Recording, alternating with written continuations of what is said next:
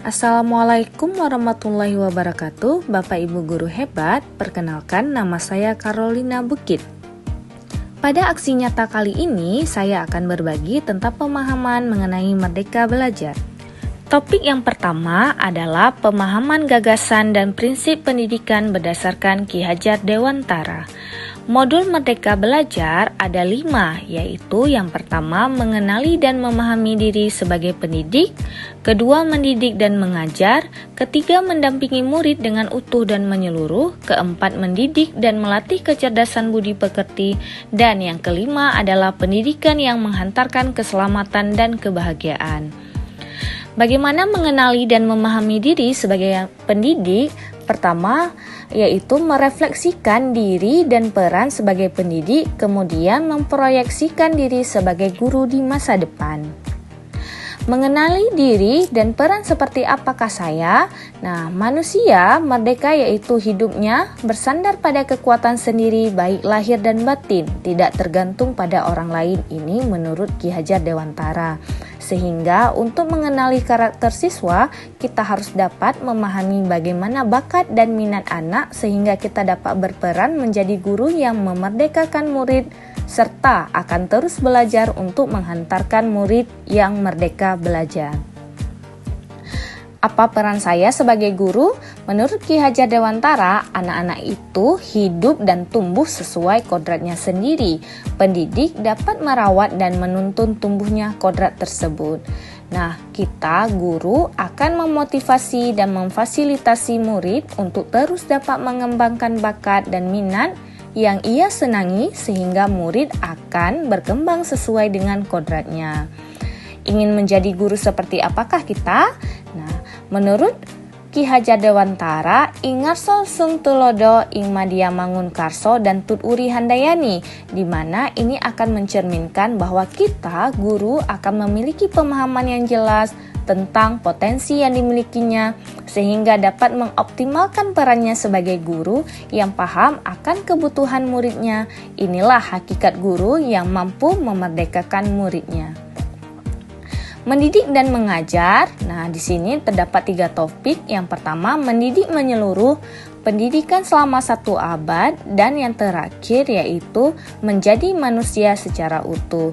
Nah, menurut Ki Hajar Dewantara, mendidik ialah menuntun segala kodrat yang ada pada murid agar mencapai kebahagiaan dan keselamatan sebagai manusia ataupun anggota masyarakat. Sedangkan mengajar ialah proses pendidikan dalam memberi ilmu untuk kecakapan hidup anak secara lahir dan batin.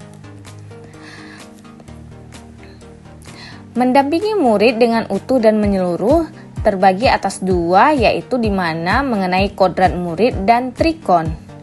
Mendampingi murid dengan utuh dan menyeluruh tentang kodrat murid yang pertama sekali di mana terdapat kodrat keadaan, kodrat alam, dan kodrat zaman di mana segala perubahan pada murid disebabkan oleh kodrat ini.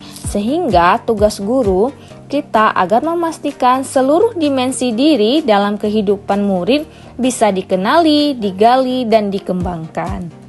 Kemudian ada asas trikon di mana ada kontinuitas, konvergen, dan konsentris. Kontinuitas adalah di mana pengembangan secara terus-menerus dengan perencanaan yang baik dan benar. Sedangkan konvergen adalah di mana pengembangan dari berbagai sumber yang ada. Dan yang terakhir, konsentris adalah pengembangan dari kepribadian diri sendiri. Mendidik dan melatih kecerdasan dan budi pekerti di mana terdapat materi tentang budi pekerti dan teori konvergensi. Mendidik dan melatih kecerdasan dan budi pekerti menurut Ki Hajar Dewantara di mana pengertian budi adalah ranah batin yang meliputi trisakti, cipta, rasa, dan karsa. Sedangkan pekerti yaitu ranah lahir yang akan mewujudkan tenaga. Sehingga budi pekerti adalah hasil dari bersatunya gerak pikiran, perasaan, dan kemauan sehingga akan menimbulkan tenaga. Teori konvergensi. Transformasi pendidikan yang murid dapat berinteraksi dengan budaya lain tanpa kehilangan jati dirinya. Nah, pendidikan yang menghantarkan keselamatan dan kebahagiaan adalah tujuan akhir daripada pendidikan, di mana peran guru melalui sistem Among. Murid generasi natif digital hidup di era kemajuan yang mewajibkan guru menjadi pendidik yang adaptif, inovatif, reflektif, kolaboratif, dan berpihak pada murid. Ini saja yang dapat saya sampaikan mengenai pemahaman tentang merdeka belajar. Nah, diharapkan kepada Bapak Ibu dapat mengisi link Google Form di bawah ini untuk dapat melihat umpan balik daripada pemahaman yang telah saya paparkan. Terima kasih kepada Bapak Ibu guru hebat. Wassalamualaikum warahmatullahi wabarakatuh.